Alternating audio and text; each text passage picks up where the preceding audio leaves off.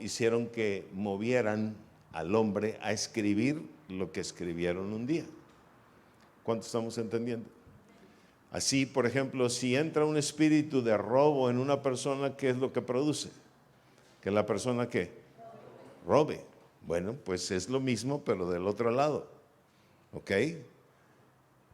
El Señor inspiró la Escritura.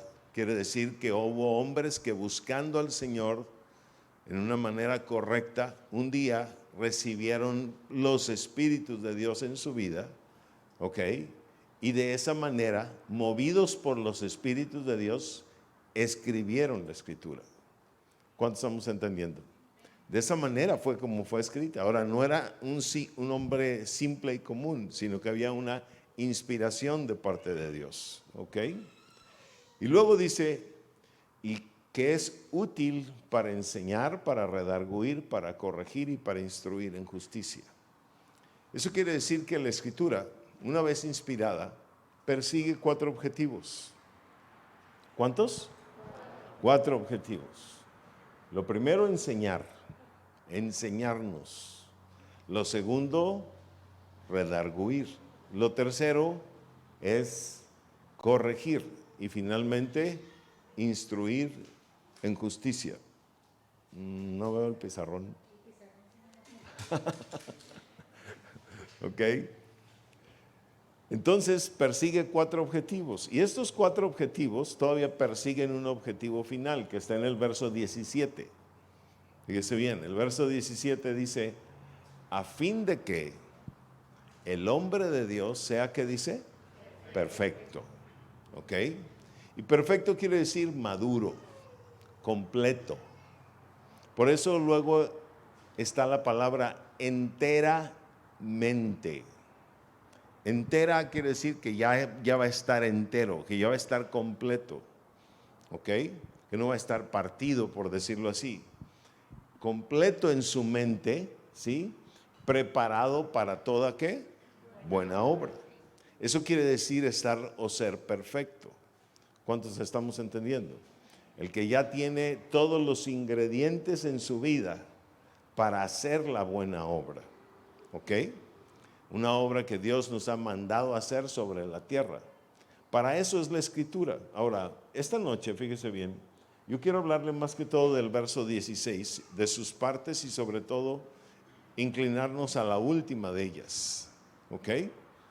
Porque la Escritura dice que primero es para enseñar, luego es para redarguir, luego es para ¿qué? Corregir y finalmente para instruir en justicia. ¿Ok? Ahora, ¿qué quiere decir esto? Que primero lo que el Señor busca es enseñarnos. ¿Ok? Ahora, déjeme decirle que para que el Señor comience a enseñar, ¿ok? Necesita primero levantar a un siervo de Dios. ¿A un qué? A un siervo. Porque fíjese bien, la Escritura es de Dios e inspirada por Dios. ¿Cuántos están ahí? ¿Ok? Entonces Dios necesita a un siervo de Dios para poder comenzar a enseñar. ¿Cuántos estamos entendiendo? A ver, ¿cuántos están entendiendo? ¿Ok? Ahora, lo principal aquí es que cuando Dios quiere empezar este proceso, ¿ok? No, se me hace que nos va a tapar el... ¿Lo ponemos allá? Yo lo muevo.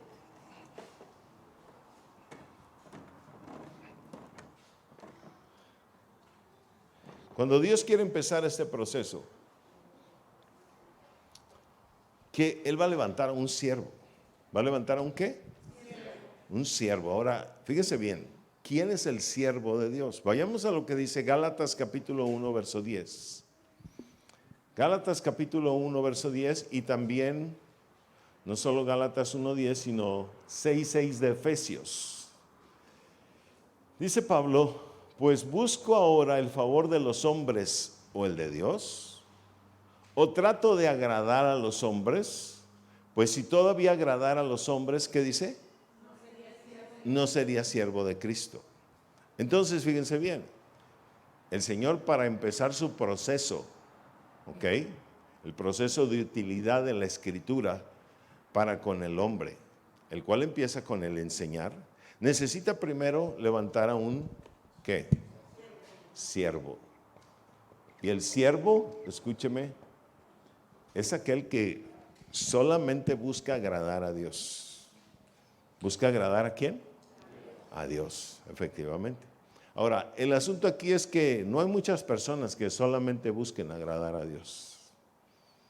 Porque la mayoría de las personas buscan agradar a los hombres. ¿Cuántos están ahí?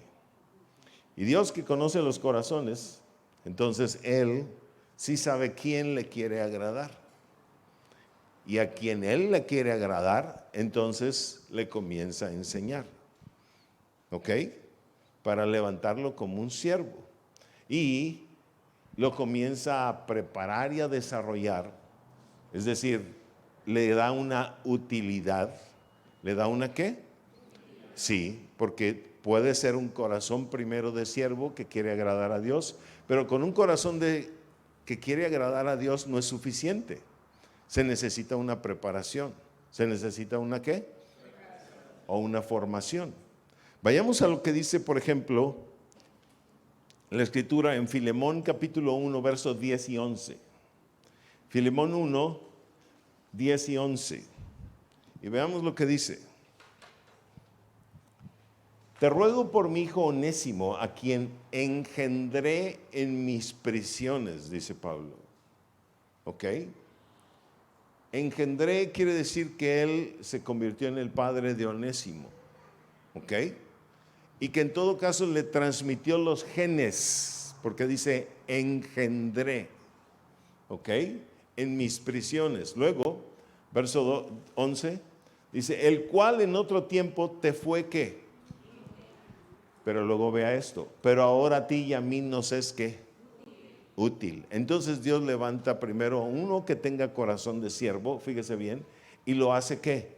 Útil. Ahora, ¿cómo puede hacerse una persona útil? ¿Sabe? La única manera de cómo hacer una persona útil para Dios es a través del discipulado.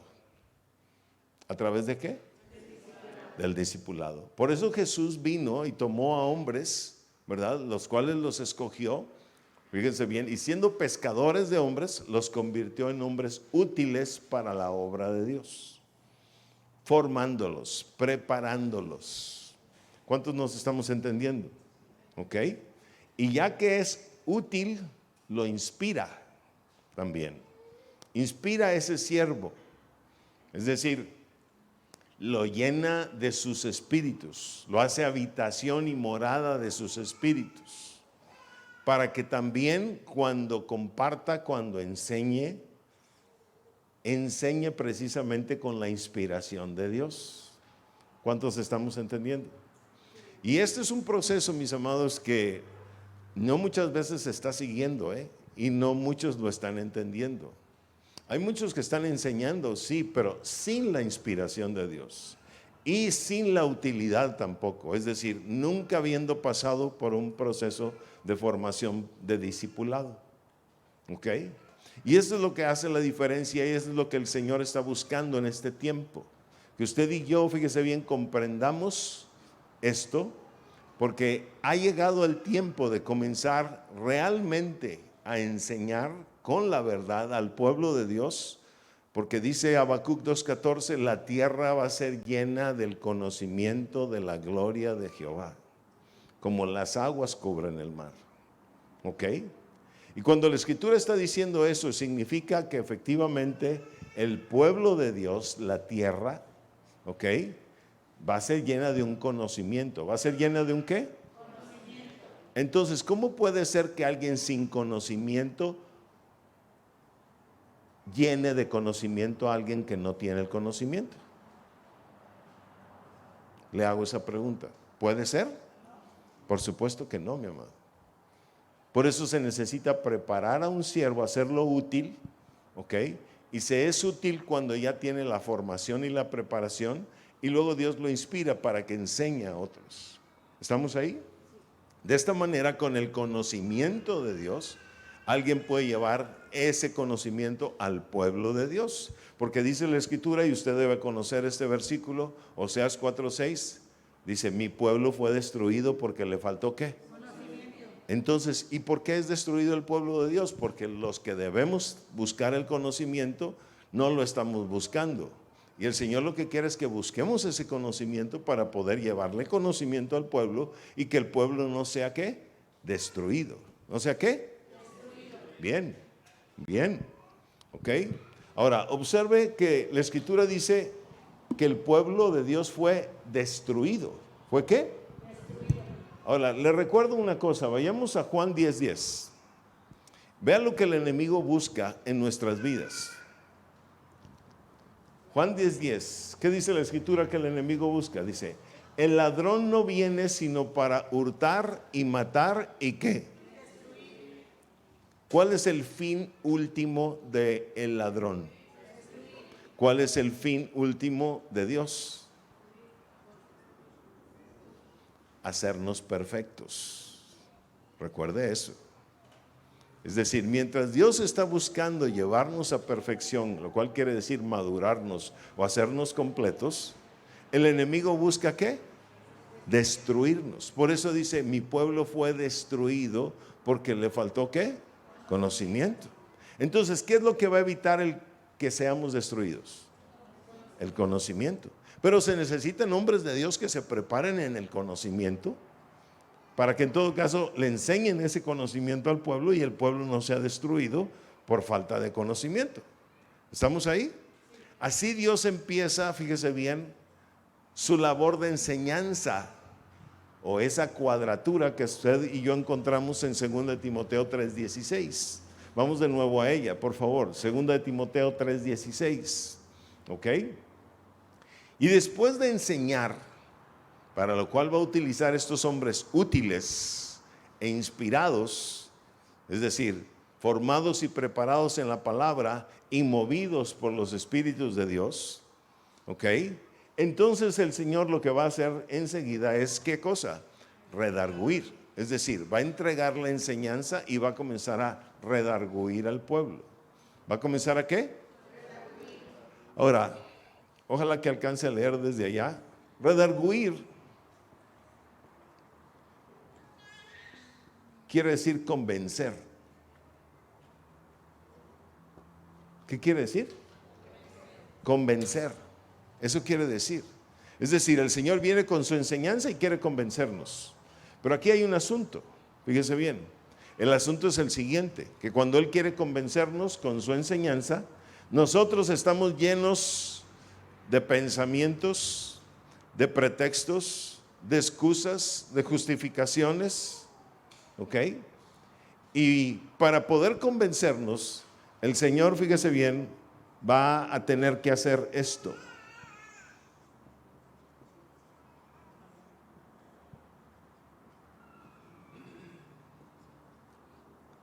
¿Qué es lo que va a tener que hacer? Derribar argumentos.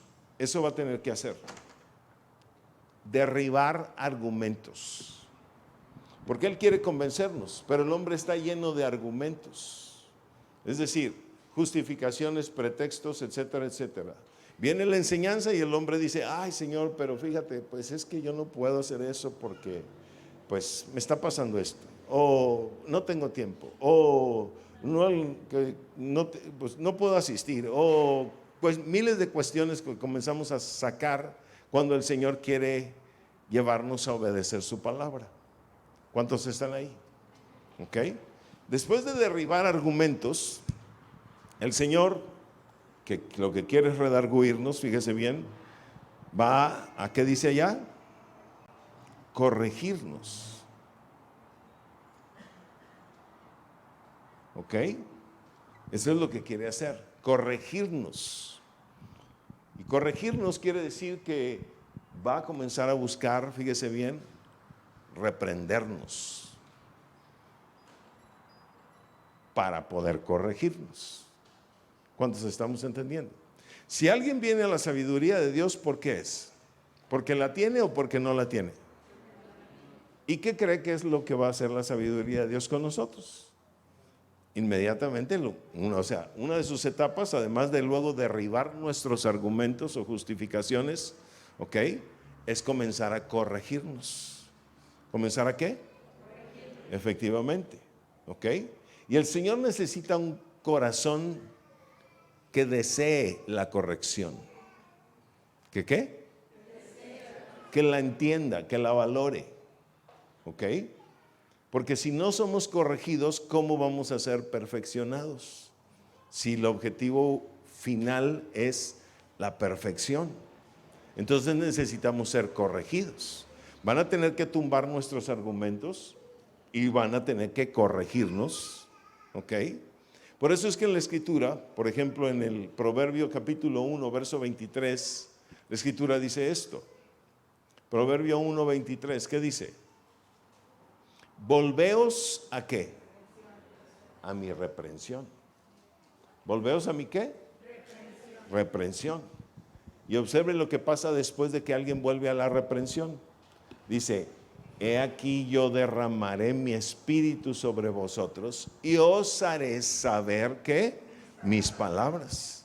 Entonces aquel que permite la reprensión, Dios va a derramar de su espíritu. ¿De cuál espíritu está hablando ahí? Del espíritu de sabiduría. ¿Ok? Y dice, y les voy a saber, les haré saber ¿qué? Mis palabras. Quiere decir que la voz de Dios va a comenzar a hablar a nuestra vida. ¿Ok? Pero esa voz de Dios solamente va a venir en aquel que realmente desea alcanzar esta meta de perfección y que sabe o entiende que para ello es necesario ser corregido. ¿Ser qué? Corregido. Entonces, no sé si usted y yo estamos entendiendo este proceso que el Señor busca a través de su palabra, porque lo primero es, fíjese bien, dice que es útil para enseñar. Él quiere enseñarnos y va a levantar siervos que sean útiles para enseñar, que tengan un conocimiento y una inspiración de parte de Dios. Pero luego, cuando el siervo comienza a entregar la enseñanza, nosotros tenemos muchos argumentos que hemos adquirido a lo largo de nuestra vida y va a haber un choque entre nuestra forma de pensar y la enseñanza de parte de Dios. ¿Cuántos están comprendiendo? ¿Ok? Y ahí es donde el Señor va a comenzar a derribar argumentos y convencernos. Por eso hay un versículo en 2 Corintios capítulo 10, verso 4 y 5, especialmente el 5, donde dice la Escritura, derribando argumentos y toda altivez que se levanta contra ¿qué? Contra el conocimiento de Dios. ¿Lo estamos entendiendo? Si alguien viene y nos enseña, ¿qué nos está trayendo? Conocimiento de Dios. Porque ha buscado la Escritura, la cual está inspirada por Dios, y viene a traernos el conocimiento de Dios. Pero, ¿qué está en contra del conocimiento de Dios? Los argumentos. ¿Los qué? Ok.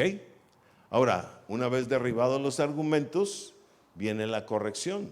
Y nos vamos a Proverbios 1:23, ¿verdad? Se derriba el argumento, se corrige entonces con la nueva enseñanza, ¿ok? Y dice, volveos a mi reprensión, he aquí yo derramaré mi espíritu sobre vosotros y os haré saber ¿qué cosa? Mis palabras. Os haré saber mis palabras. ¿Qué quiere decir?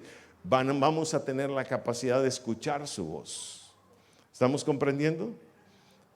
Por mi espíritu, el cual yo derramaré, dice el Señor, sobre vosotros. Y les voy a hacer saber mis palabras. Pero usted y yo necesitamos entender muy bien este proceso que el Señor va a seguir con nosotros para que Él pueda hacernos saber sus palabras. ¿Ok? Las cuales son de muchos tipos y de muchas formas. ¿Ok? Ahora, en el último, regresando por favor a 2 Timoteo 3:16, en el último de los elementos de esta cuadratura que el Señor busca hacer cumplir en nuestras vidas, dice, para instruir ¿en qué? Justicia. En justicia. ¿Para instruir en qué?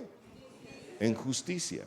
Quiere decir que en este proceso de enseñar, redarguir, corregir, el último de los pasos que el Señor busca hacer en nosotros es instruir en justicia.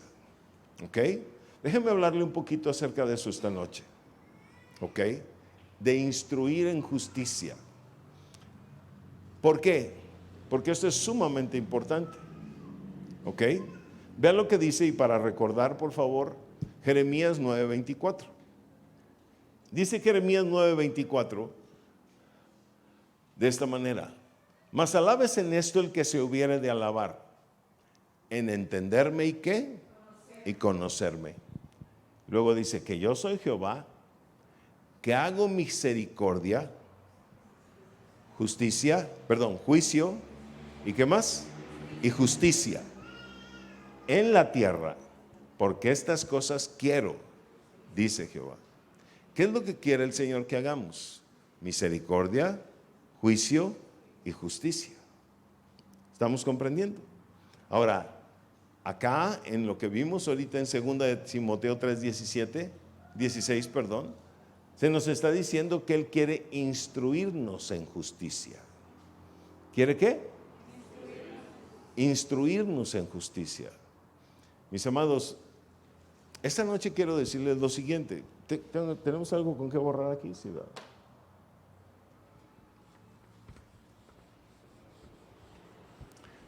El Señor quiere instruirnos en justicia. ¿Qué es el instruir en justicia?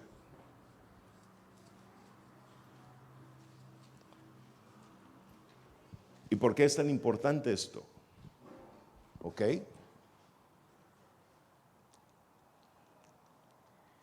Le voy a mostrar lo siguiente. Usted ve que la utilidad de la Escritura es para 4 cosas, ¿verdad?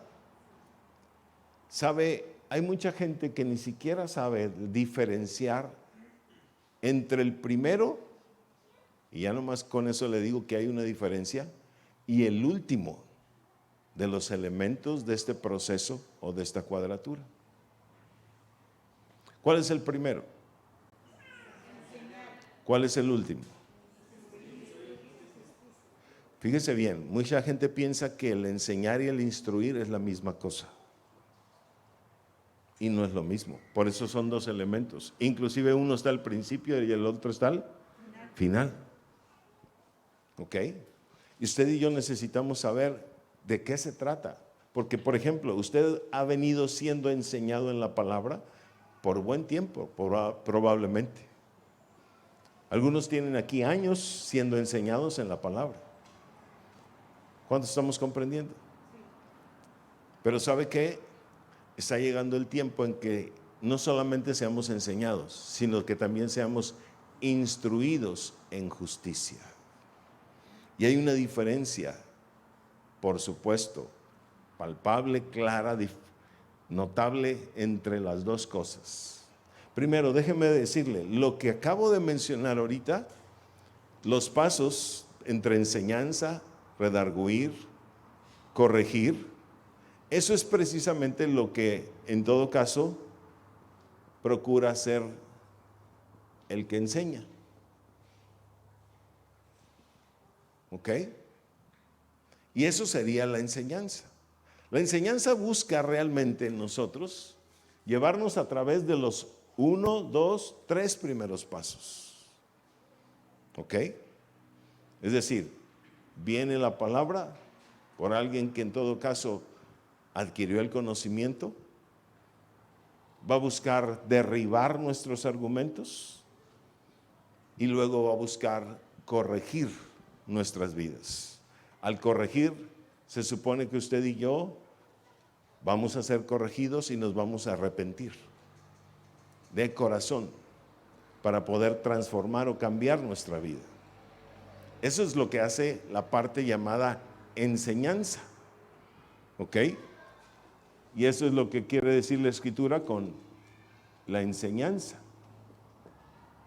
¿Ok? Pero luego en el punto final de esta cuadratura dice que necesitamos también ser, ¿qué dice? Instruidos en justicia. Ahora, ¿cuál es la diferencia entre enseñanza e instrucción? Veamos lo que dice la Escritura en Lucas capítulo 6, versos 29 y 30. Lucas 6, 29 y 30.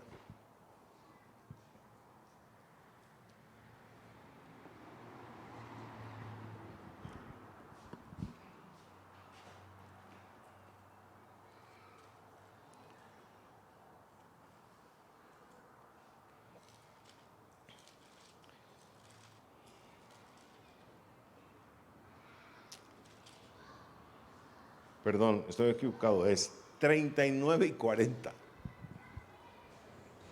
39 y 40. Era 10 versículos más adelante.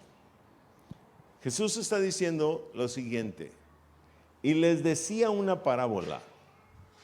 ¿Acaso, dice, un ciego puede guiar a otro ciego?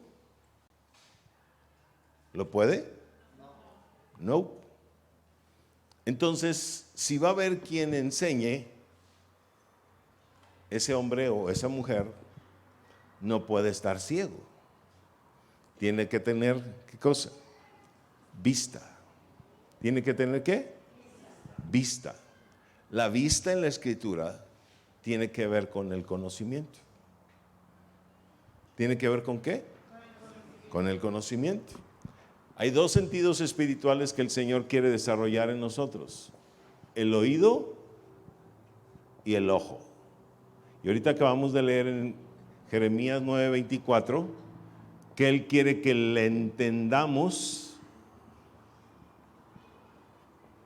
y le conozcamos. ¿Que le qué? Entendamos y le conozcamos. Eso dice en Jeremías 9:24.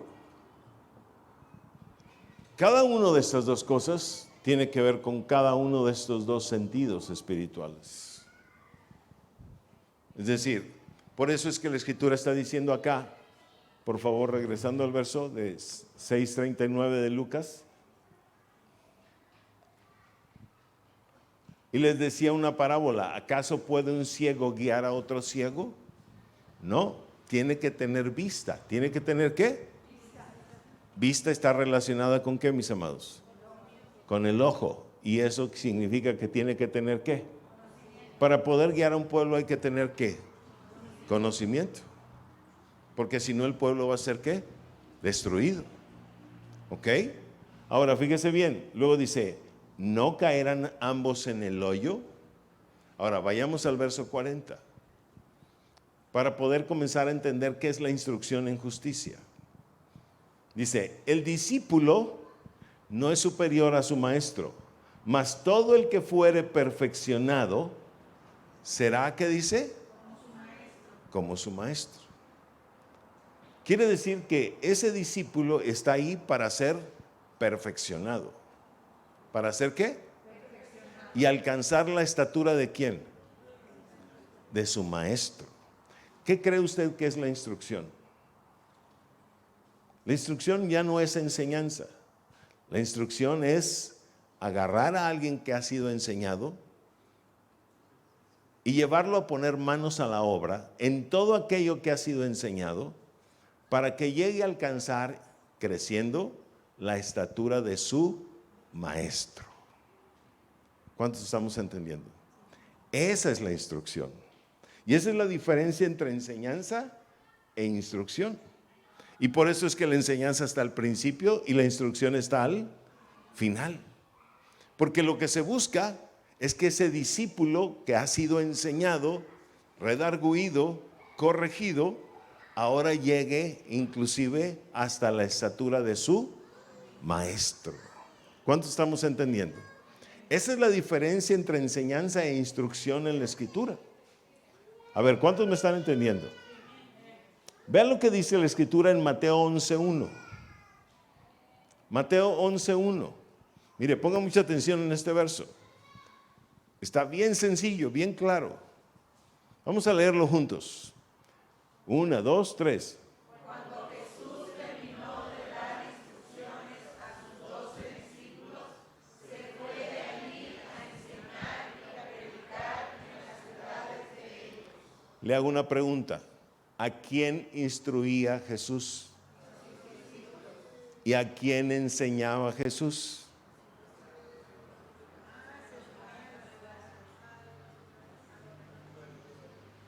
¿Ya ve que no es lo mismo instruir que enseñar? ¿Y ya ve que la instrucción es para unos y la enseñanza es para otros? Hola. ¿Sabe qué significa eso? En la forma práctica, significa que en la iglesia debe haber un grupo que está siendo instruido, un grupo de discípulos.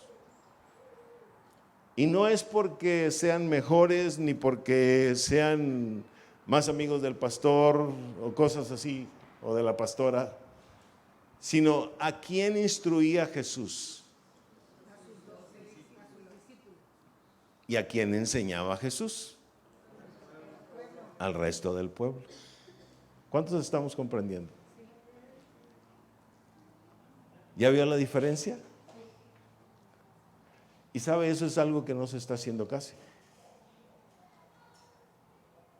Se toma la iglesia en general y todos parejos. Y se cree que eso, por ejemplo, es como no acepción de personas.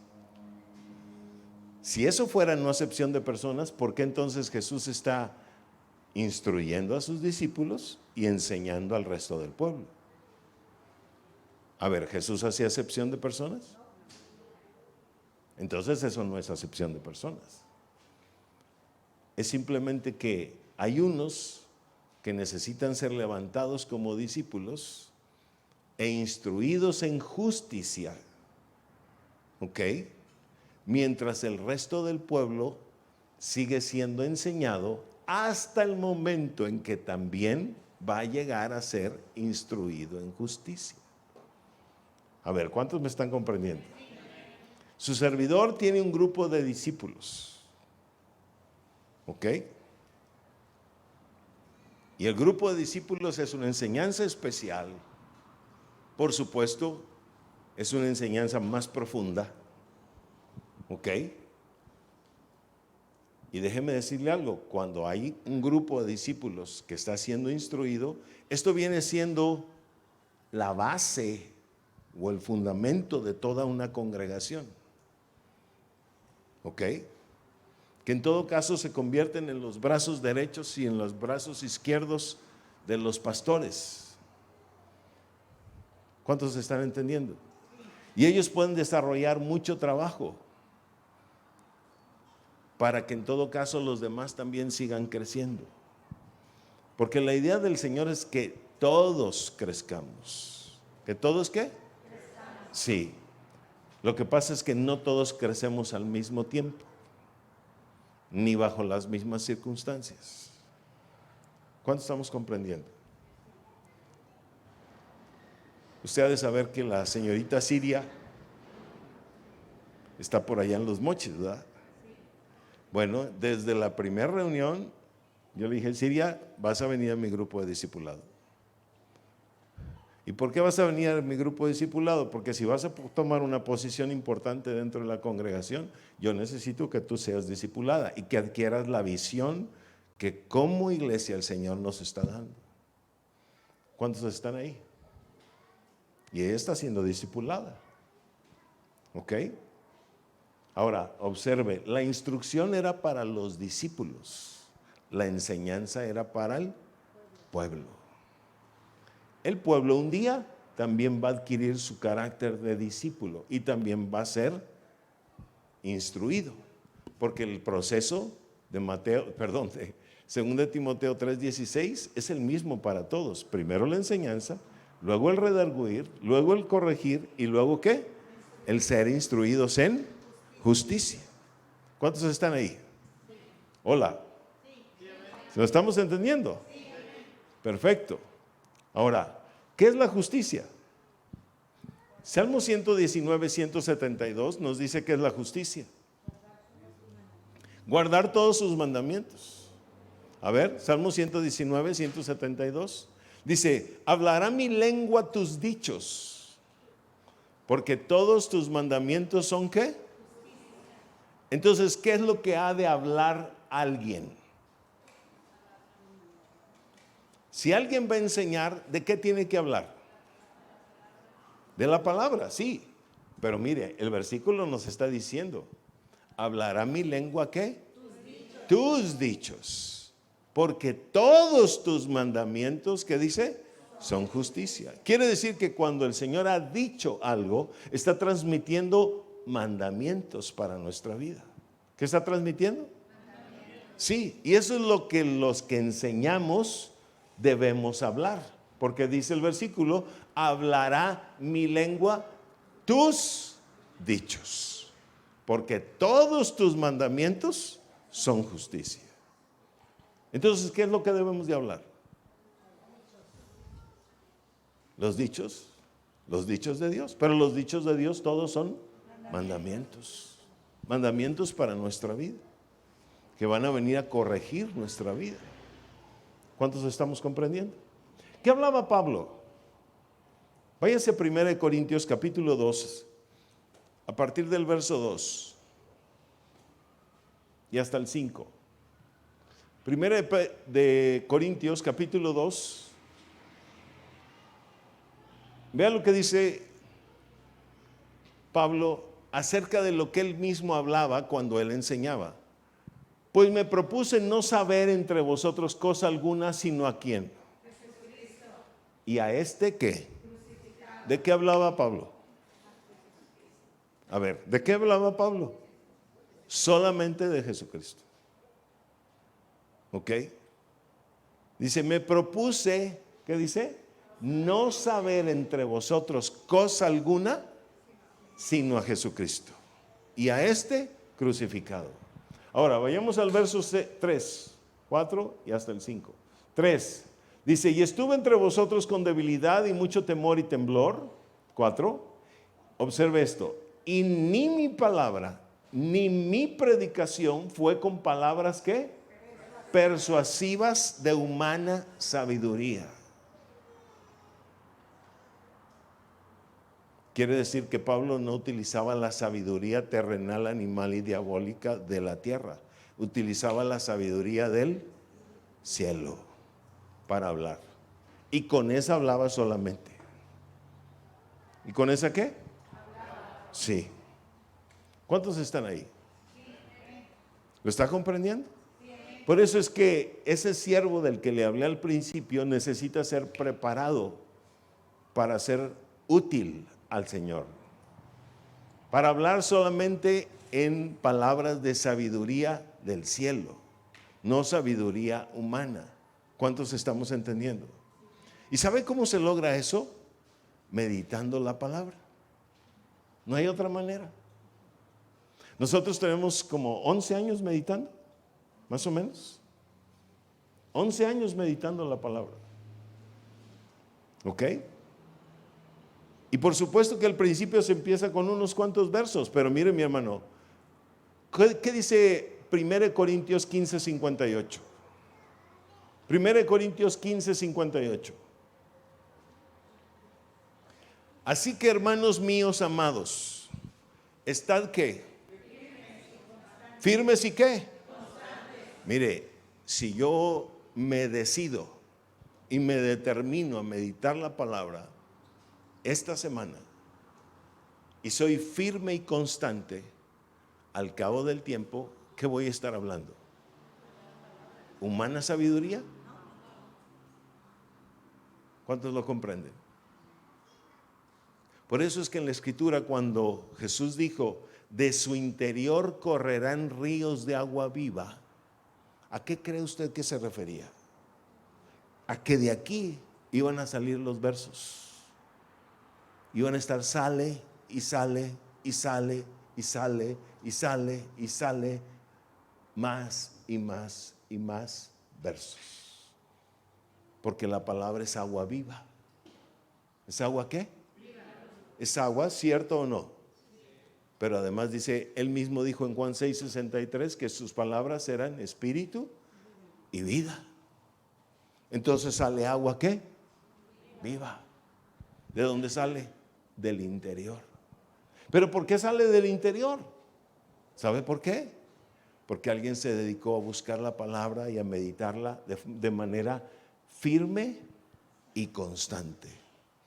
Y esa firmeza y constancia te va a llevar o nos va a llevar a un crecimiento. Dice, creciendo en la obra del Señor. ¿Cuánto? Siempre. ¿Sabe cuántas semanas hemos dejado de meditar? Solamente aquellas que su servidor, por alguna razón, no puede estar en Los Mochis, ni tampoco se puede conectar, por internet a Los Mochis. ¿Cuántos estamos entendiendo? Solamente. Si no, todas las semanas estamos meditando la palabra. ¿Cuál es el resultado? Que ahora los versos salen del interior. Ahora, al principio, yo lo vi en una persona, que es mi pastor. Y yo dije, epa, yo no he visto a nadie jamás hacer eso. Y yo dije, yo quiero eso. Y yo me decidí a hacerlo. No importara que la gente pensara lo que quisiera. Yo me decidí a hacerlo. Al cabo del tiempo, quiero decirle que un día, en Orizaba, Veracruz, el Señor me perdió la Biblia. El Señor me la perdió. Fíjese bien lo que le estoy diciendo. Llegué y la dejé en un camión, el camión que me llevó a Orizaba, de México a Orizaba. Me bajé del camión, llego al hotel, todos bien contentos, y en la mañana yo tenía que compartir con muchos pastores. Y dije, voy a dar una repasadita en la noche. ¿Ok? Y que voy a buscar la Biblia y no la encuentro, y no la encuentro, y no la encuentro, y no la encuentro. Y dije, Señor, mi Biblia, mi Biblia, mi Biblia. Tiene 25 años conmigo. Mi Biblia, me la regaló mi mamá. ¿Ok? No la encontré. Y esa noche en un balcón de un hotel, el Señor me dijo, mañana vas a compartir por primera vez sin Biblia. Y de aquí en adelante, el resto de tu vida, vas a compartir sin Biblia. Así es que el Señor me aventó al ruedo a fuerzas. Porque si no, probablemente nunca hubiera soltado la Biblia. Pero ni yo mismo me daba cuenta, fíjense bien, que adentro ya había un montón de versos. ¿Cuánto estamos entendiendo? Y un entendimiento que él mismo había desarrollado a través de la meditación, y de la meditación, y de la meditación. ¿Cuántos estamos comprendiendo? Ahora, yo tengo personas que estamos discipulando y también ya están predicando sin Biblia. ¿Cómo la ve? Y utilizando solamente la sabiduría de Dios. ¿Cuántos comprenden? ¿Ok? Y eso es lo que el Señor quiere de nuestras vidas. ¿Ok? Quiere que lleguemos a ese punto. No solo por el hecho de pararnos sin una Biblia, sino por el hecho de que, ¿cómo se llama usted? Gustavo. Imagínate que yo me encuentro a Gustavo ahí en Guadalajara, no sé, lo veo así triste como en un café, y yo llego y tomo café, y él lo veo así meditabundo, ¿verdad? Y bien, ¿cómo se llama? Reflexivo y todo. Y de repente el Señor me dice, háblale a ese hombre. Y a lo mejor yo ando en una plaza y él también está en esa plaza. Y a lo mejor yo ando de compras, ¿ok? Pero de repente el Señor me dice, háblale a ese hombre. ¿Cómo le voy a hablar? Ah, no, pues déjame ir a traer la Biblia de la casa. No, mi amado. ¿Sabe cómo le voy a hablar? Con la sabiduría de Dios y no con humana sabiduría.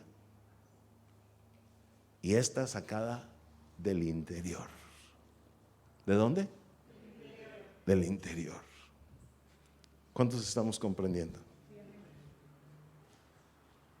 Porque el pueblo de Dios, la Escritura dice claramente, está disperso en toda la tierra. ¿Dónde está?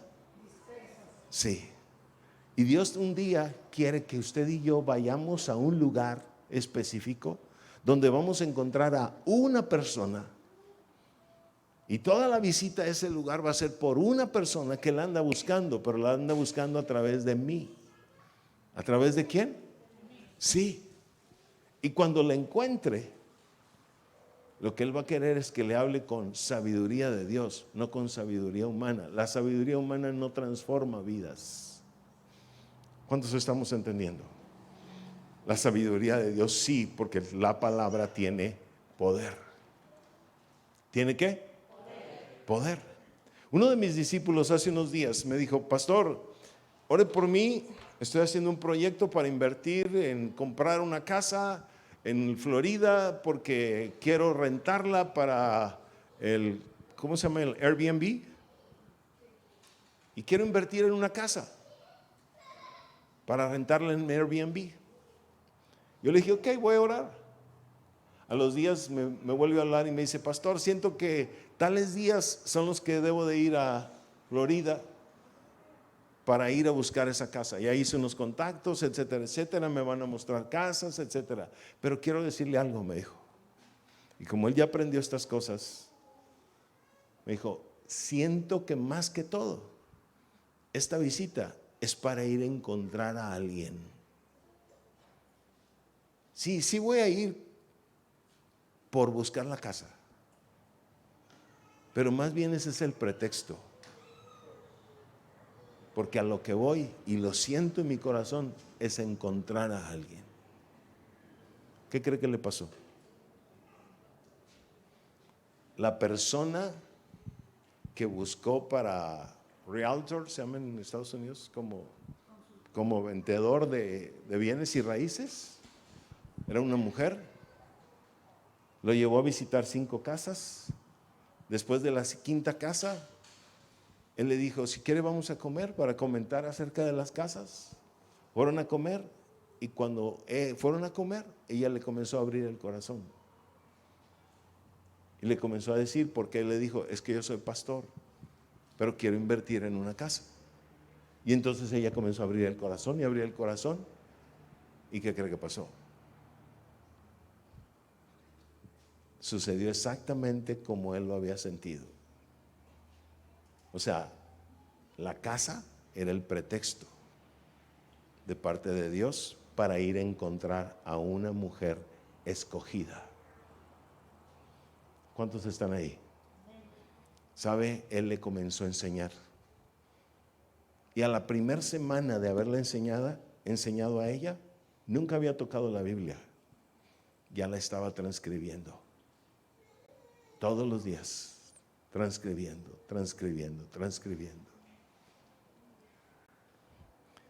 Quiero decirle que eso es lo que el Señor está buscando, a su pueblo. Gracias. A su pueblo. ¿A quién? A su pueblo. Sí, y su pueblo está esparcido por toda la tierra. Y cuando Él nos prepara, quiere llevarnos a encontrarnos a esos que están esparcidos por toda la tierra. ¿Estamos entendiendo? Y no podemos llegar sin conocimiento. Tenemos que llegar con un conocimiento, con una preparación. ¿Ok? ¿Cuántos están ahí? Por eso Jesús, fíjese bien, discipuló por 3 años y medio a un grupo de hombres y a los 3 años y medio los invistió de poder y les dijo, ahora sí, váyanse hasta lo último de la tierra, porque hasta lo último de la tierra van a encontrar a gente que es parte de mi pueblo escogido. Entonces, por eso es que el Señor quiere instruirnos en justicia. ¿En qué? En todos sus mandamientos. Pero ahora quiero llevarle a otro punto. ¿Sabía usted que la justicia en la Escritura en realidad son 2 partes y no una sola? Porque si vemos tan solo el Salmo 119, 172, todos sus mandamientos son justicia. Ah, bueno, entonces la justicia son todos sus mandamientos. Voy a buscar todos sus mandamientos y ya. Pero déjeme decirle algo. La Escritura me muestra que hay 2 justicias.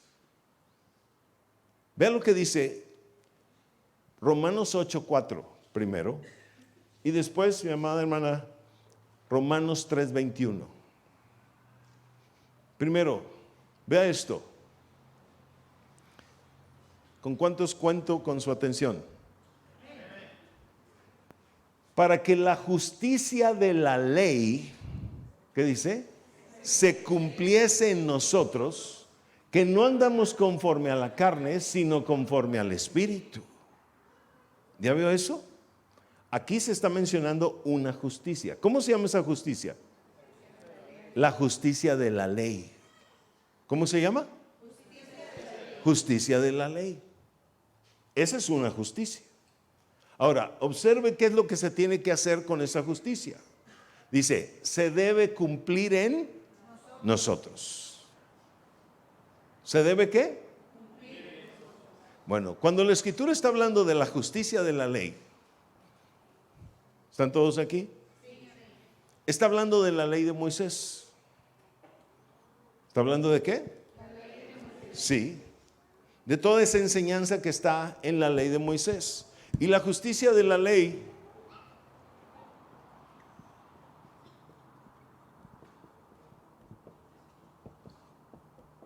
tiene 613 mandamientos. ¿Cuántos? 613. Sí. De los cuales 10 son representativos de todos los demás, pero en realidad son 613. Entonces, esa justicia de la ley primero se tiene que cumplir en nosotros. ¿Ok? Dice, que no andamos conforme a la carne, sino conforme al ¿qué? Espíritu. Mire, mi amado, eso quiere decir que cuando la justicia de la ley se cumple en nosotros, mientras estábamos siendo enseñados en la justicia en la ley, nosotros estamos viviendo en la carne. Quiere decir esto, en la práctica así. Usted llega por primera vez a esta congregación y le van a comenzar a enseñar la palabra. ¿Ok? Y al comenzar a enseñar la palabra, ¿cómo venía usted? ¿Ya viviendo en el Espíritu? ¿Cómo venía? Viviendo en la carne. Pero mientras es enseñado, todavía sigue viviendo en la carne. Y va a pasar un proceso de tiempo en nuestra vida. ¿Cuánto estamos comprendiendo? Hasta que se cumple la justicia de la ley en nosotros. Y entonces podemos ir ahora sí a lo que dice Romanos 3:21. Y dice Romanos 3:21. Todos juntos. 1, 2, 3. Pero ahora, aparte de la ley, se ha manifestado la justicia de Dios, testificada por la ley y por los profetas. Observe esto. Pero ahora, tiempo presente, Pablo enseñando, dice, aparte de la ley, es decir, aparte de la justicia de la ley, se ha manifestado, ¿qué cosa? Entonces, ¿cómo se llama la otra justicia? Justicia de Dios. Ándale. Justicia de Dios. ¿Justicia de quién? Ahora, no sé si alguna vez lo han enseñado aquí o yo, no sé. Pero dice, pero ahora aparte de la ley, ¿se ha qué? Manifestado. ¿Usted conoce el valor de la palabra manifestar? ¿No? Vamos a verlo. ¿Qué dice Lucas 1:80? Lucas 1:80. Dice, está refiriéndose a Juan el Bautista. Dice, y el niño crecía y se fortalecía en espíritu y estuvo en lugares ¿qué? Desiertos. ¿Hasta cuándo? ¿Sabe qué quiere decir la palabra manifestación? Cuando alguien o algo, Dios lo está preparando, pero primero lo mantiene guardado, escondido. Y lo está preparando, y lo está preparando, y lo está preparando, y lo está preparando. Y entonces llega un momento donde Dios dice, ya está listo. ¿Cuántos lo comprenden? Eso es manifestar en la Escritura. Dios es un estratega, mi amado. ¿Dios es un qué? Estratega. Sí. Imagínense que a uno de ustedes el Señor le diera una palabra ahorita y le dijera, en ti hay un profeta. ¿Sabe qué tiene que hacer el pastor que es sabio? Una vez corroborando la palabra, a ver, véngase, mi hermana, deje tantito ahí sus libros. Imaginemos que el Señor le dice a ella, en ti hay un profeta. ¿Sabes qué? Vámonos. Y aquí atrás, en lo escondido, te vamos a preparar. Hasta que un día lo vamos a comenzar a manifestar. ¿Cuánto estamos entendiendo? ¿Por qué Dios hace las cosas así? Porque, pero ¿a dónde va? Espérese tantito.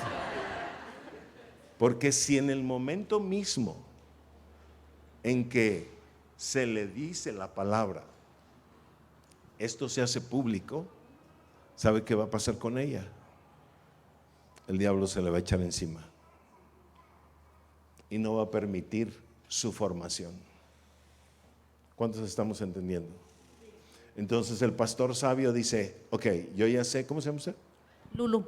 Lulú, yo ya sé que Lulú tiene ¿cómo se llama? Un ministerio de profético en su corazón, que Dios se lo dio.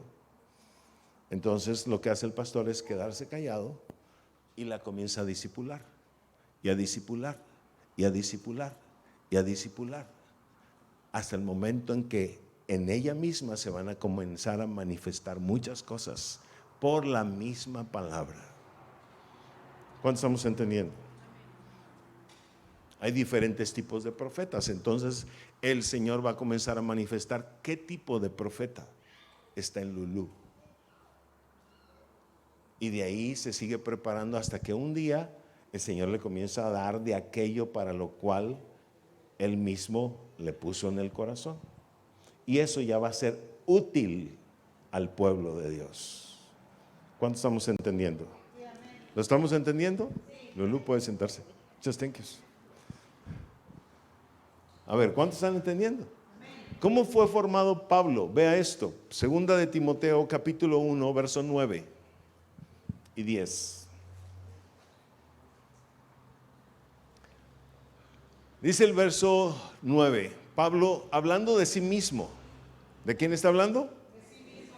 Dice, quien nos salvó y llamó con llamamiento santo, no conforme a nuestras obras. ¿No conforme a nuestras qué? Obras.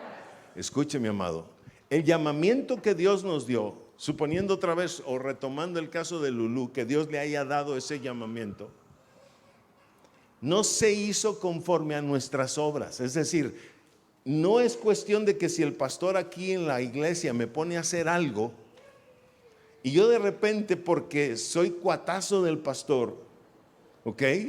Y cada vez soy más cuatazo del pastor, y un día el pastor me diga, es que como eres mi recuate, ya no mi cuate sino recontracuate, ¿sabes qué? Te voy a mandar a que levantes otra iglesia allá en Chapala.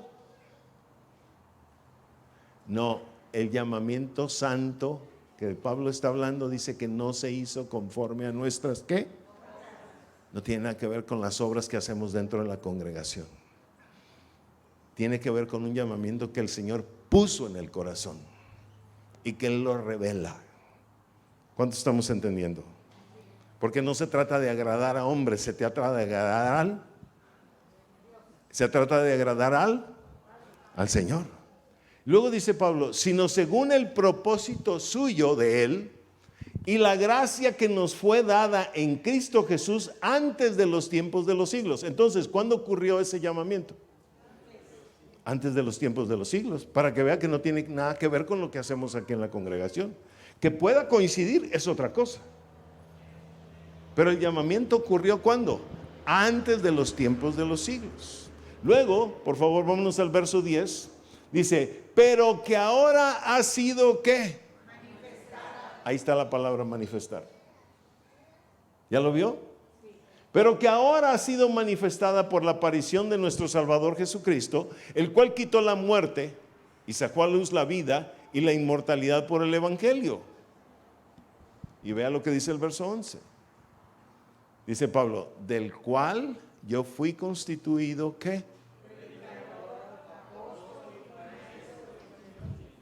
Quiere decir que allá en el principio a Pablo se le dijo, Pablo, tú en la tierra vas a ser predicador o evangelista, es lo mismo, apóstol y maestro de los gentiles. Eso vas a hacer. ¿Cuánto estamos entendiendo? Si fuera conforme a las obras, ¿qué andaba haciendo Pablo antes de que Dios lo llamara? Sí, pero él era un fariseo. Y fariseo de fariseos, dice la Escritura.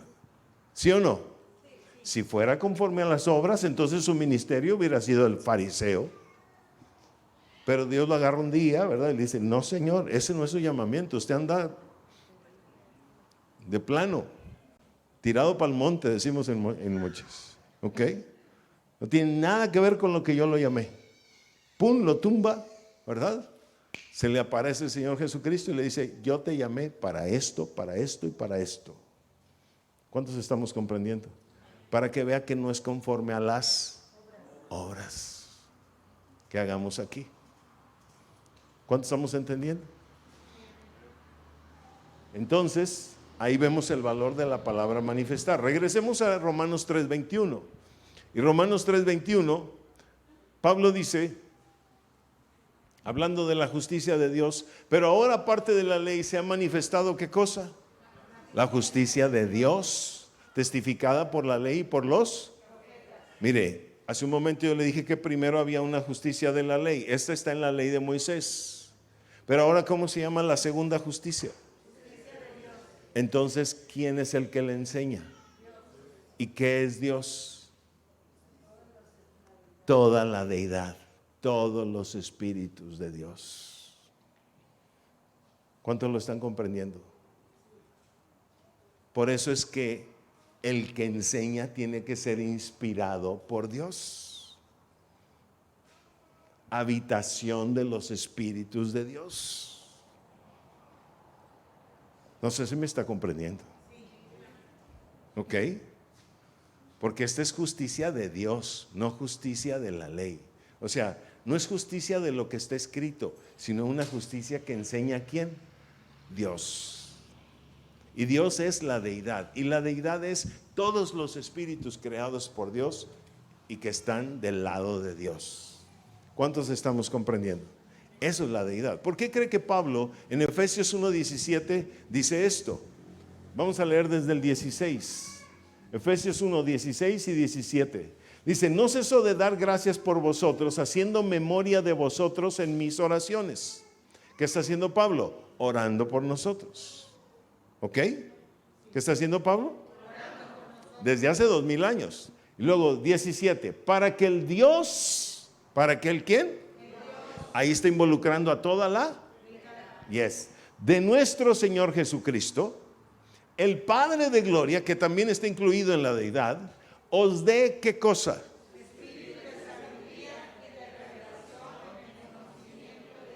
Esos son dos espíritus de los que están en toda la deidad. Y si ahorita acabamos de ver Proverbios 1:23 que dice, os derramaré de mi espíritu si aceptan mi reprensión. ¿Qué quiere decir?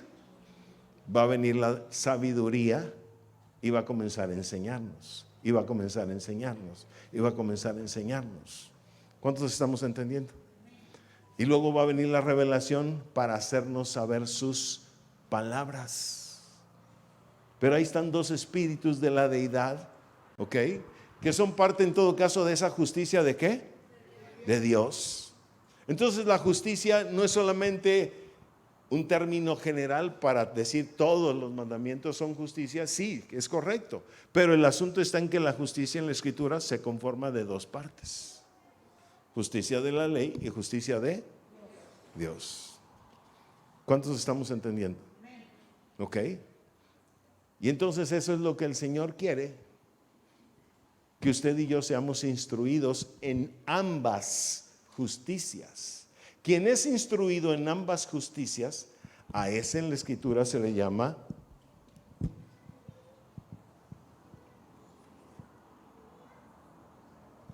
¿cómo? Justo. ¿Quién está ahí? Quien es instruido en ambas justicias, a ese se le llama ¿cómo? Justo. Y usted va a escuchar que en la Escritura muchas veces se habla del justo. Pero ¿quién es el justo? El que ha sido instruido en ambas justicias. ¿Cuántos comprenden? ¿Ok? ¿Está ahí? ¿Qué dice el Salmo 92, 12? Salmos 92, 12. Dice la Escritura: el justo florecerá, ¿qué? Como la palmera. Observe de quién está hablando. Del justo. ¿Cómo es la palmera? Mira, mi amado, en un sentido, las palmeras no son árboles de los lugares altos. Generalmente son árboles de los lugares bajos. ¿Sí o no?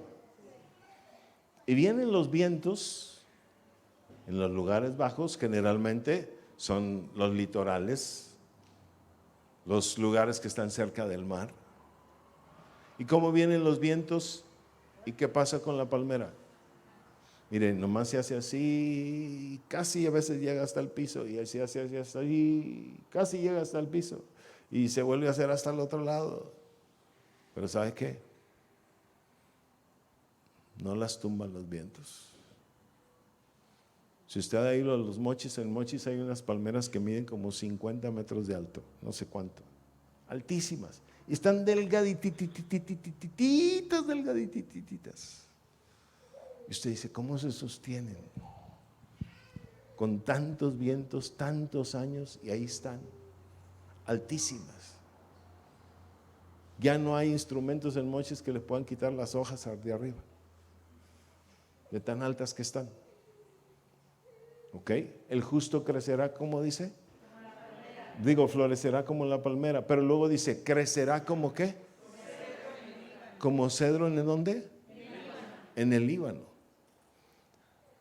Y el cedro es un árbol incorruptible, una madera incorruptible. Incorruptible quiere decir algo en la Escritura, algo donde no penetra el pecado. Y si penetra, rápidamente es deshecho, rápidamente es echado. ¿Cuántos están entendiendo? Ahora, en el Líbano, ¿en el dónde? El Líbano tiene unas montañas, y en la Escritura se habla de la nieve del Líbano, de las montañas del Líbano. ¿Qué quiere decir? Que es un justo, escúcheme, en cualquier lugar de la tierra. Es productivo, ¿verdad? Es útil en los lugares bajos. Es productivo también en los lugares altos. Donde quiera que se encuentre, él tiene una enseñanza que puede ser útil a otra persona. ¿Cuántos me están comprendiendo? Si la persona no sabe nada de Dios, entonces va a calificar como un justo que florece como la palmera. Es decir, está en un lugar bajo. Está delante de alguien que no ha crecido espiritualmente, y a ese le puede hablar. Pero también dice que crecerá como cedro en el Líbano. Quiere decir que a veces va a ser puesto delante de grupos de personas donde habrá muchas personas con conocimiento, y ese justo va a tener la capacidad de hablarle también a los que tienen mucho conocimiento. ¿Cuántos estamos entendiendo? ¿Por qué? Porque ha sido enseñado en ambas justicias. ¿Lo comprende? Ahora,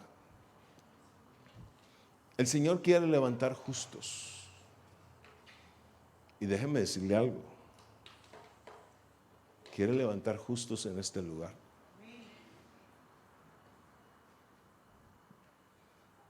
Hombres que hayan cumplido la justicia de la ley y que también estén participando del conocimiento de la justicia de Dios. Eso quiere hacer el Señor. ¿Cuántos lo creen? Lo veo así como...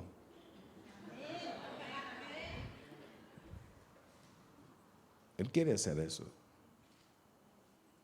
¿Ok? Y Él lo va a hacer.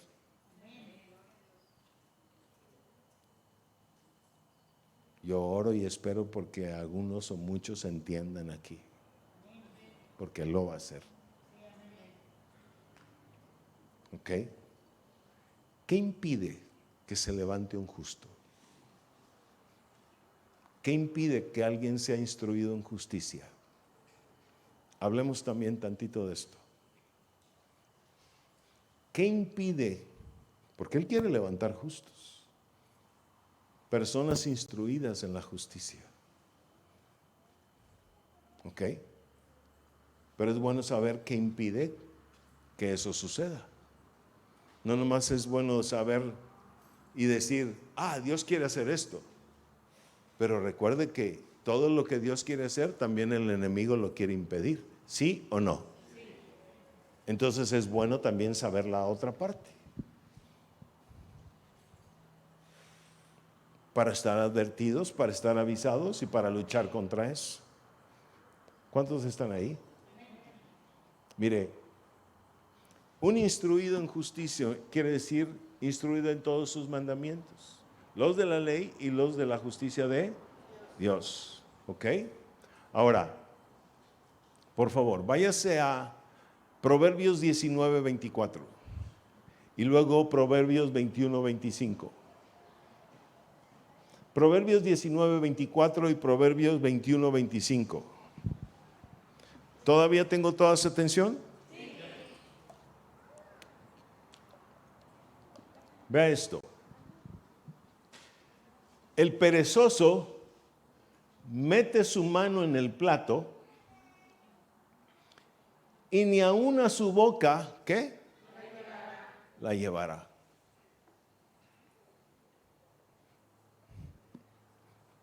¿Cómo te llamas tú, perdón? Héctor. Si hay un plato, ¿dónde ponen el plato para que comas? En la mesa.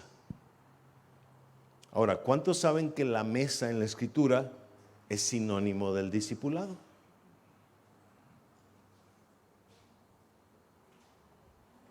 A ver, veamos Proverbios 9:1 y 9:2 y regresamos a este. Proverbios 9:1. La sabiduría edificó su casa, labró sus 7 columnas. 9:2. Mató sus víctimas, mezcló su vino y puso su mesa. ¿Qué es lo que va a tratar de hacer cuando la sabiduría llega a una congregación? Ponerla mesa. ¿Qué quiere decir? Levantar el discipulado.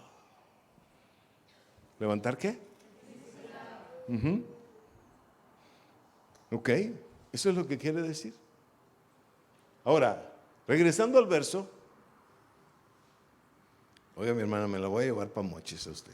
Es diestra en la computadora. El perezoso mete su mano ¿en dónde? En el plato. Y dice, y ni aun a su boca, ¿qué? La llevará. ¿Qué quiere decir? Escúcheme. Quiere decir que ya hay plato, ya hay comida, pero ni siquiera quiere moverse para llevar la comida que ya está servida a la boca. Ahora, ¿qué es un justo? Aquel que ha cumplido la justicia de la ley y está siendo enseñado o es enseñado en la justicia de Dios por los espíritus de Dios. ¿Dónde va a ser enseñado? ¿Sabe dónde? En el discipulado, en la mesa. ¿Cuántos están ahí? Ok, ahí va a ser enseñado. Y esto está hablando de alguien que a pesar de estar ya en la mesa, no come. No participa de la comida. Por su pereza espiritual. ¿Por su qué? Pereza espiritual. Vayamos al otro versículo, 21-25 de Proverbios. Y dice, el deseo del perezoso le mata, dice. Porque sus manos, ¿qué? Pues, ¿con qué va a agarrar la comida y la va a poner en la boca? Y mire lo que dice aquí. El deseo del perezoso, ¿qué? Quiere decir que el espíritu de pereza, fíjese bien, es la causa de que no se levanten hombres justos, que sean instruidos en justicia. ¿El espíritu de qué? Pereza. ¿Ok? Y la pereza en la Escritura está muy bien descrita, por ejemplo, en Proverbios 6, del 6 al 9.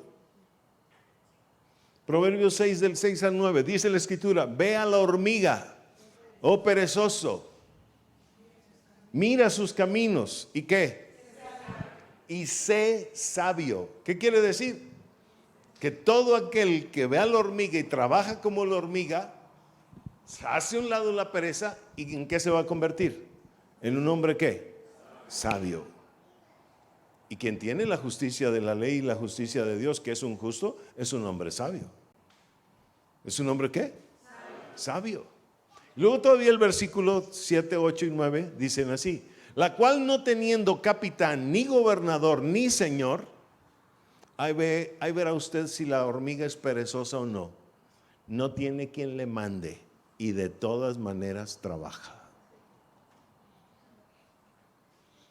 No le tengo que andar diciendo: hey, ¿cuándo vas a meditar?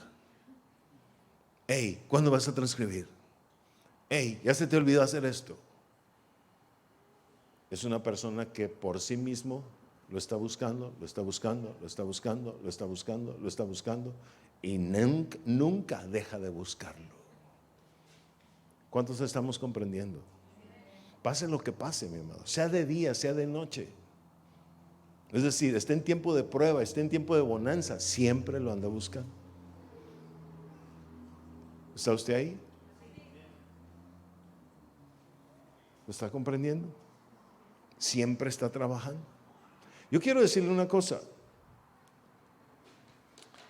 El hombre que ahora es mi pastor fue el hombre que yo vi una vez predicar así sin Biblia y enseñarnos sin la necesidad de abrir una Biblia, porque la Biblia la traía aquí adentro. ¿Ok? Y yo quiero decirle que ese hombre, ¿sabe cuántas veces lo veo en el año? Una, máximo dos. Una visita por año es legal a Los Mochis. A veces tenemos la suerte de que nos visite 2 veces.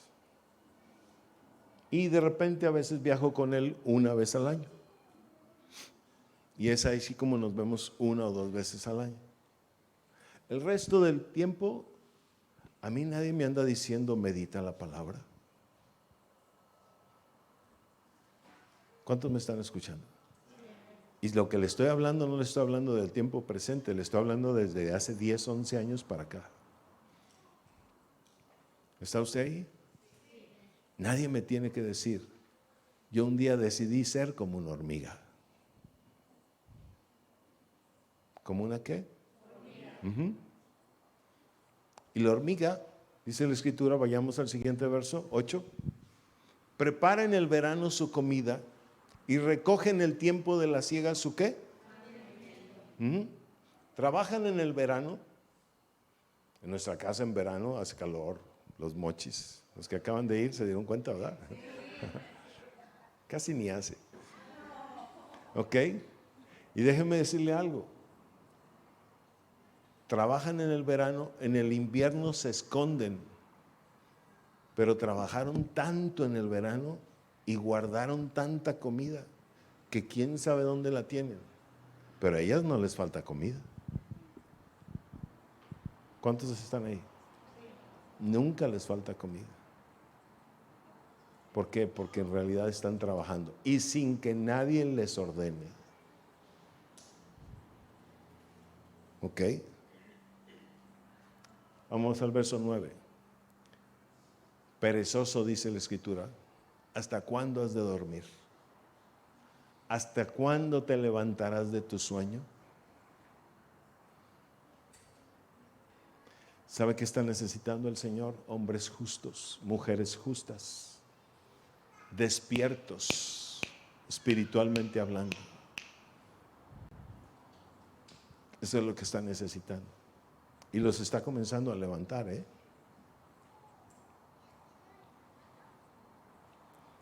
Y por eso está moviendo su obra. La obra somos nosotros. ¿Quién es la obra? Nosotros somos la obra. No son los edificios, nosotros somos la obra.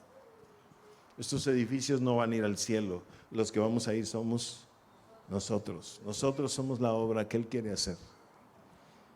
¿Estamos entendiendo? Y entonces el perezoso, la pereza espiritual es lo que impide que se levante un justo. Porque no trabaja en la palabra, no puede conocer todos sus mandamientos. ¿Está ahí? Entre más buscas la palabra, más mandamientos te vas a encontrar. Y eso es lo maravilloso, que tú y yo nos vamos a dar cuenta de cómo es nuestro Dios realmente y conocerlo realmente. ¿Conocerlo qué? Realmente. Sí.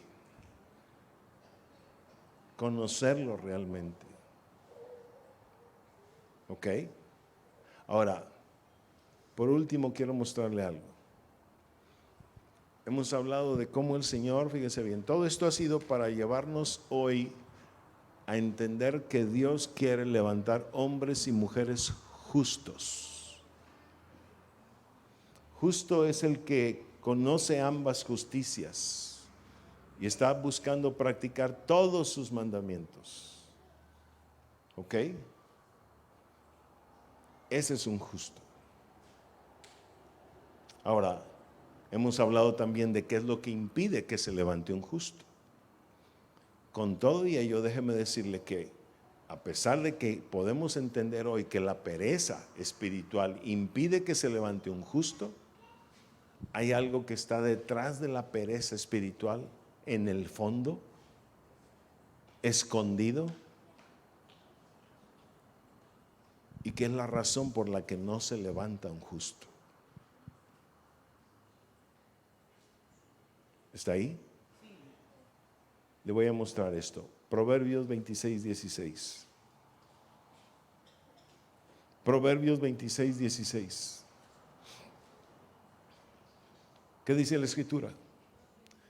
Observe que está hablando del perezoso otra vez. ¿Ya lo vio? Pero vea lo siguiente. En su propia opinión, el perezoso es más sabio que 7 que sepan aconsejar.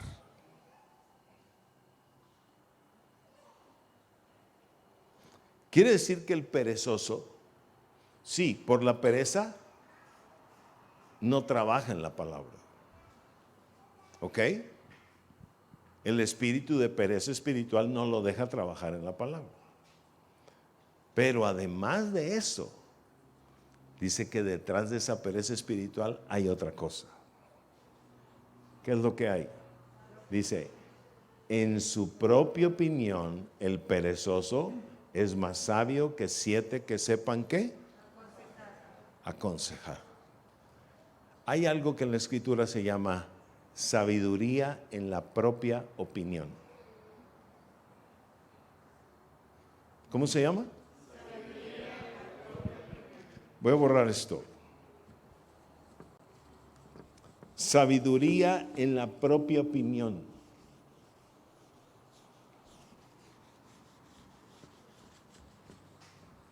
¿Cómo se llama? Sabiduría en la propia opinión. Ajá. Estuvimos hablando al principio que Pablo solamente utilizaba una sabiduría, ¿se acuerda? Y que él no usaba la otra, la sabiduría humana. Vayamos a Santiago 3:15. Dice Santiago 3:15.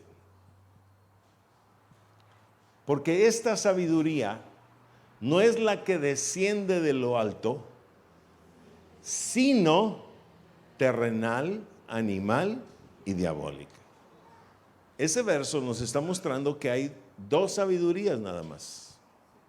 Una es la que desciende de lo alto. 2, la terrenal, animal y diabólica. ¿Cuántas sabidurías hay? 2. Sabiduría que viene de lo alto, ¿ok?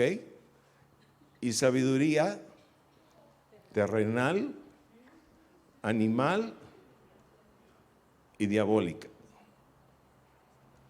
Son dos nada más. 1, 2. Pero el versículo que estamos ahorita mostrando, 26:16 de Proverbios, dice: en su propia opinión, el perezoso es ¿qué? Más sabio que 7 que sepan aconsejar. Mire, si una persona aconseja, ¿va a ser sabio, sí o no? Sí. Aquí dice que sepan aconsejar. O sea, sí tienen sabiduría para aconsejar. Pero el perezoso, dice, es más sabio según él que 7 que sepan aconsejar. Esta es otra sabiduría. Y usted me va a decir, bueno, ¿qué no nos dijo que había nada más 2 sabidurías?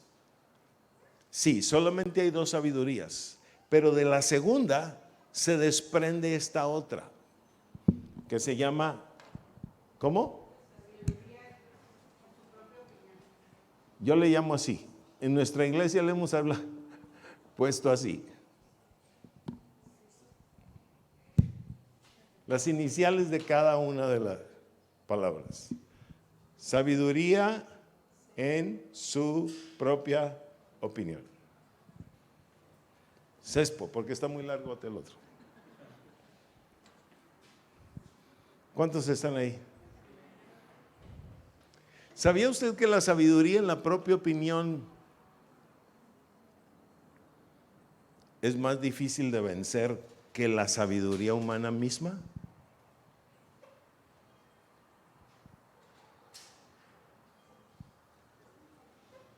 ¿Cuántos están ahí?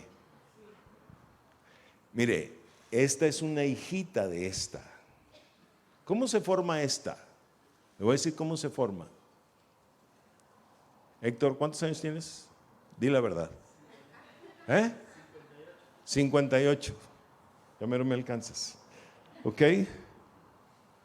Imagínense 58 años de formación de Héctor en su vida en una casa, en un hogar, en una familia. Las costumbres que se van metiendo, los pensamientos que se van metiendo y arraigando en 58 años de vida. Entonces llega un día, ¿verdad?, en que está Héctor con Lulú y le dice: estos frijoles no saben como los de mi mamá.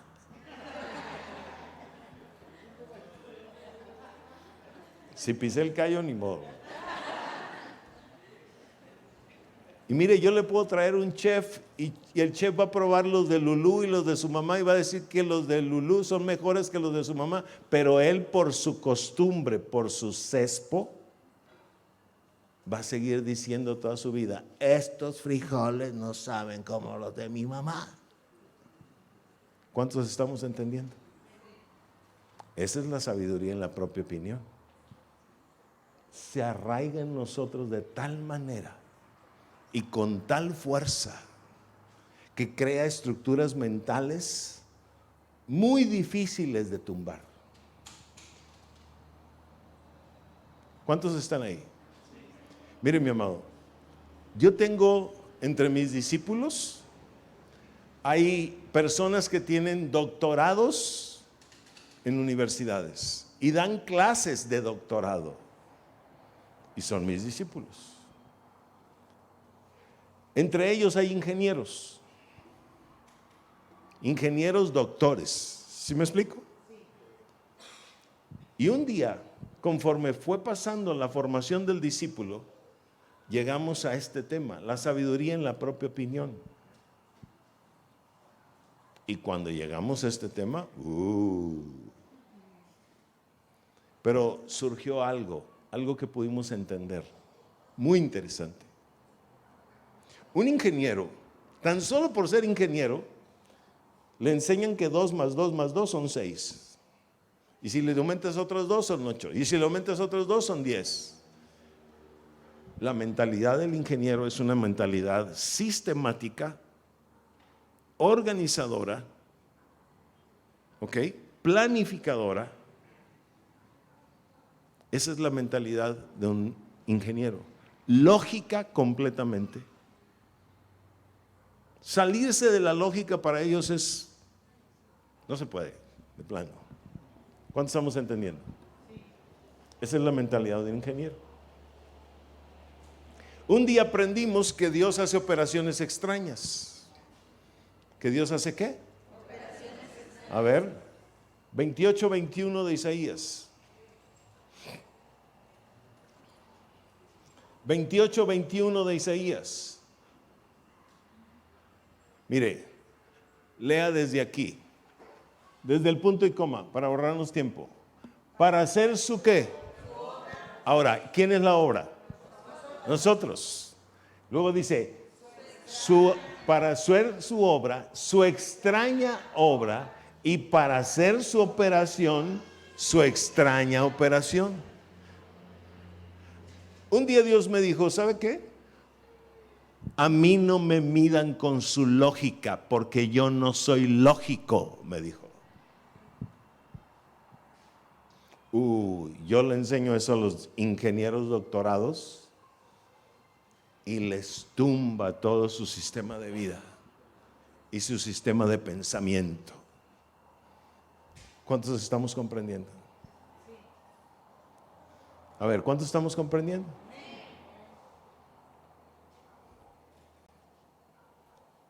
Dios no tiene nada de lógico, mamá, mi hermano. Él hace cosas extrañas como le viene en gana. Y en esa manera de ser nos muestra lo maravilloso que es. Por eso muchas veces a nosotros nos falta fe. Porque en el no conocerlo no nos hemos dado cuenta de lo ilógico que es Él. Que Él puede sacar de la nada algo. ¿Cuántos están ahí? Pero nosotros como seres humanos queremos que de lo visible salga todo, ¿cierto o no? Bueno, un día ellos entendieron que su lógica les estaba impidiendo desarrollarse espiritualmente. Entonces renunciaron a la sabiduría terrenal, animal y diabólica. No que no la usan para vivir.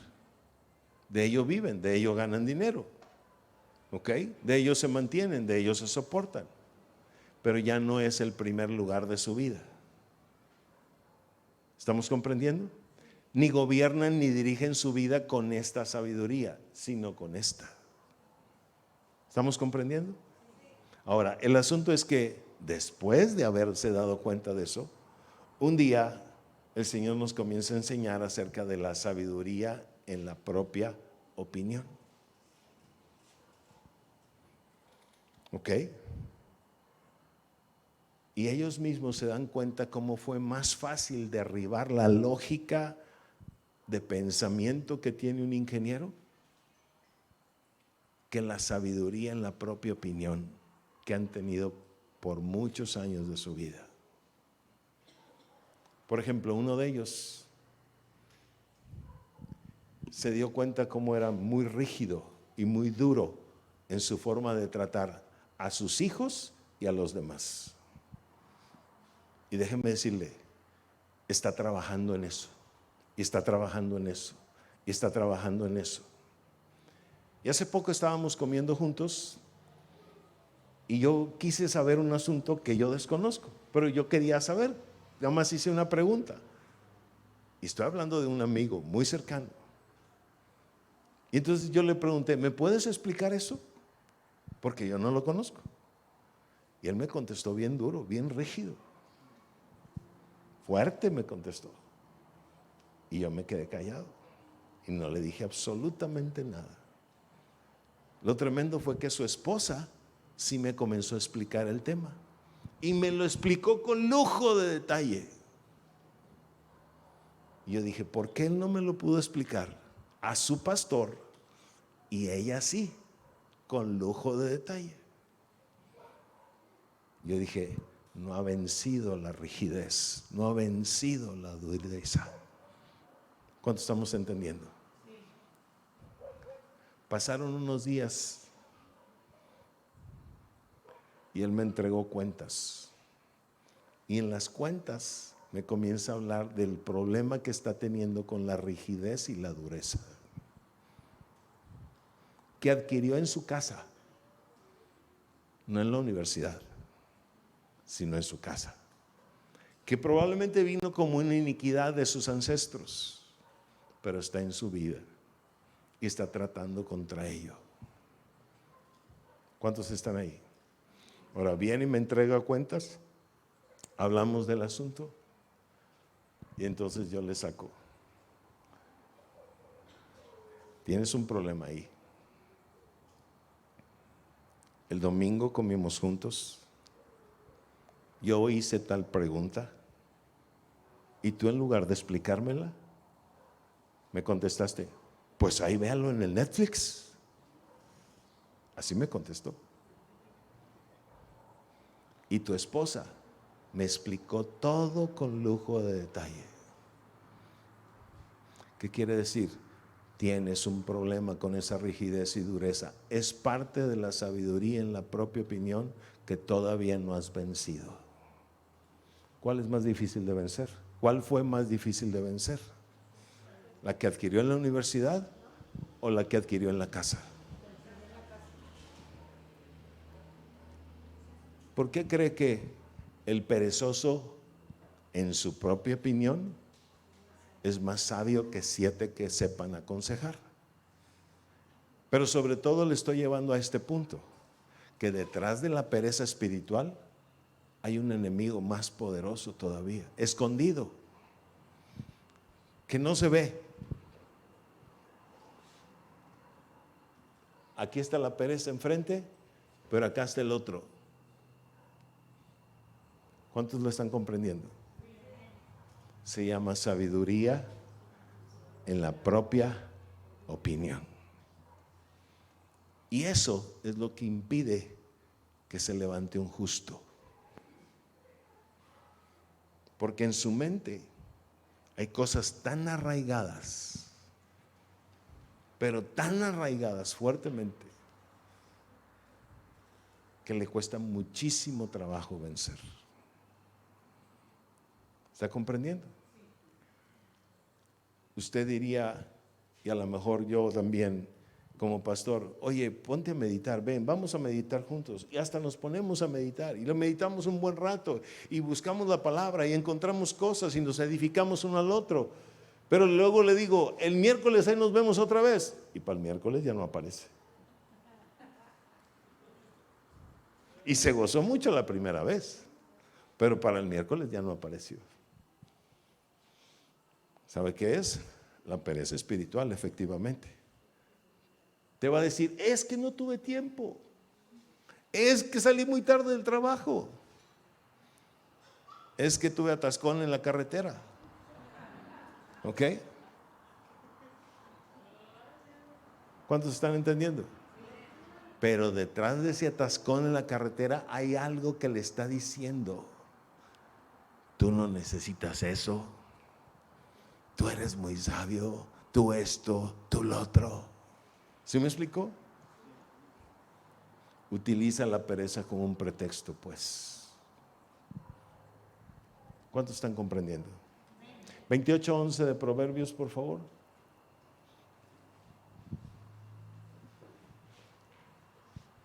Dice la escritura, el hombre rico ¿es qué?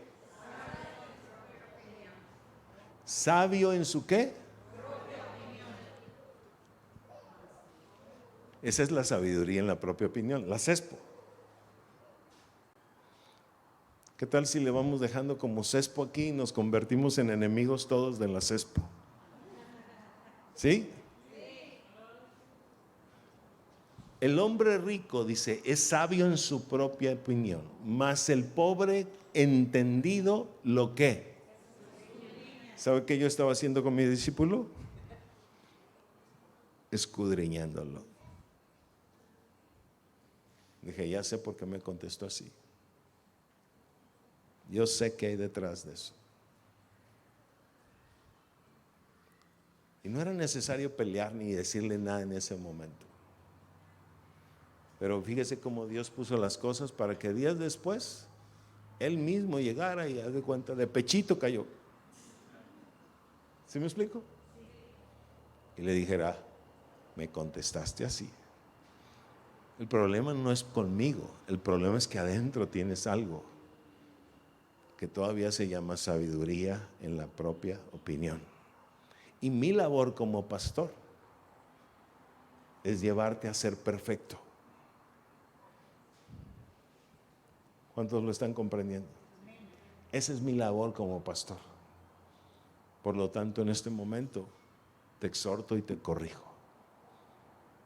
Y te invito a que luches con eso. Y que le preguntemos al Señor, ¿dónde está la raíz de eso? Porque tienes que ser libre. ¿Cuántos estamos entendiendo? A ver, ¿cuántos lo están entendiendo? Colosenses 1:18. No, 2:18, perdón.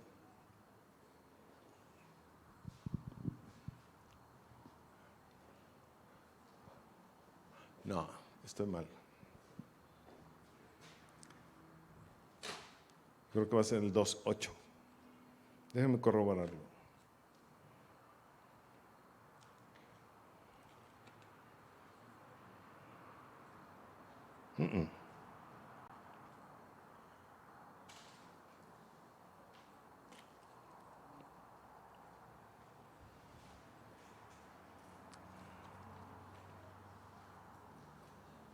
No es 1:28.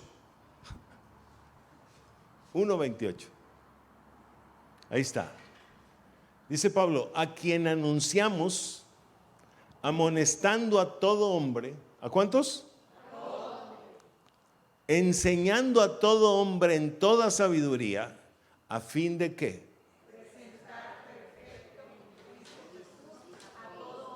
¿Cuál es la labor de los pastores? Pero para presentar perfecto a Cristo, en Cristo Jesús a todo hombre, hay que llevarlos a través de la enseñanza, redarguir, corregir e instruir en justicia. Y el que instruye en justicia tiene que ser un justo. Y el justo tiene que conocer las dos justicias. ¿Cuánto estamos comprendiendo? Y el enemigo de la justicia o del justo es la pereza espiritual. El primer enemigo, el aparente, pero el que está detrás es la sabiduría en la propia opinión. ¿Cuántos estamos entendiendo? ¿Ok? Y contra eso tenemos que luchar para que se levanten los justos. Porque al final de cuentas, nuestro propósito último es presentar a todo hombre perfecto en Cristo Jesús. Ya sin sabiduría en la propia opinión. Ahora regresando ya por último, 28:11 otra vez de Proverbios, dice, el hombre rico es sabio ¿en qué? Su propia opinión. Y luego dice, mas el ¿qué? Pobre, entendido, lo escudriña. Seguramente usted oyó una vez, o leyó cuando menos una vez, una parte de la escritura donde Jesús mismo dice que es más difícil que entre un ¿qué? ¿Por dónde? Por el ojo de una aguja que un ¿qué? Que un camello. ¿Cuántos han leído o escuchado eso? ¿Y usted sabe por qué Jesús dijo eso?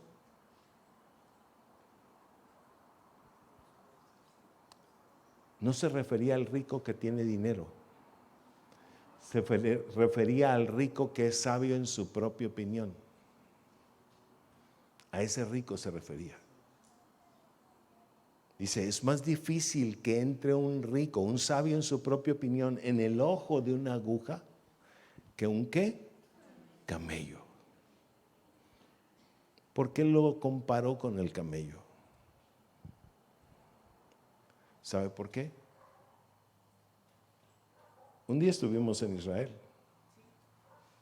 ¿Y qué hace un camello para que en todo caso una persona se monte sobre él? ¿Sé qué?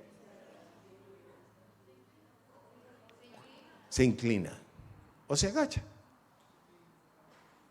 Ese acto habla de humillación. Y por eso Jesús dijo, es más fácil que un camello pase por el ojo de una aguja a que un rico pase por el ojo de una aguja. Porque un camello es comparado con un pobre de espíritu. ¿Cuántos me están entendiendo? El camello se inclina para que alguien lo monte. ¿Ok? Para cargar a otro. Esa inclinación habla de una pobreza espiritual. ¿De una qué? Pobreza espiritual. Efectivamente. Pero observe qué difícil es que un rico entre por el ojo de una aguja. Pero el rico es el sabio en su propia opinión.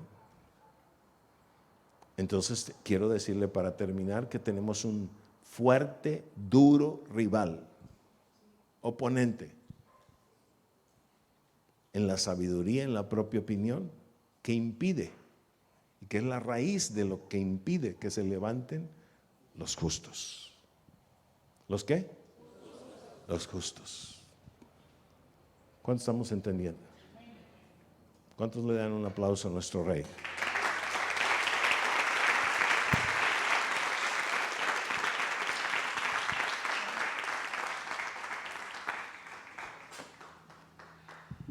Póngase de pie para terminar este tiempo y pedir que Dios nos ayude a atesorar toda esta palabra y obedecerla.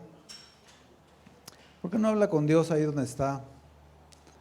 Y en su forma personal usted le dice, Señor, en esta noche yo te pido, Señor, que me hagas ver esos obstáculos que están obstruyendo, Señor, esos muros que mi propia sabiduría me ha puesto y que me impiden, Señor, conocerte, que me impiden buscarte con todas mis fuerzas.